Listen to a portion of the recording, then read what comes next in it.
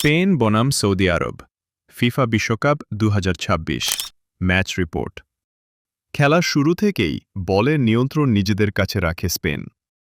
১০ মিনিটে মিকেল ওয়ারজাবালের দারুণ পাস থেকে গোল করে স্পেনকে ১-০ ব্যবধানে এগিয়ে দেন তরুণ তারকা লামিনে ইয়ামাল।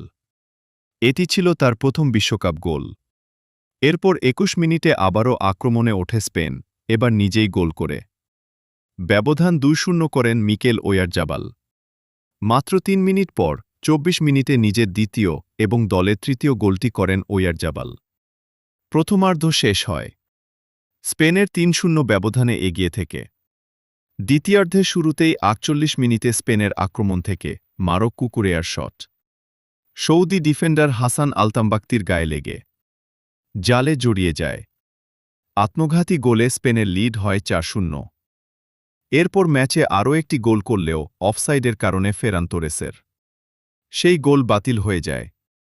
শেষ পর্যন্ত আর কোনো গোল না হলে ৪-০ গোলের বড় জয় নিয়ে মাঠ ছাড়ে স্পেন। এই জয় গ্রুপ এইচে নিজেদের অবস্থান আরও শক্তিশালী করে লুইস দে লা ফুয়েন্তের দল।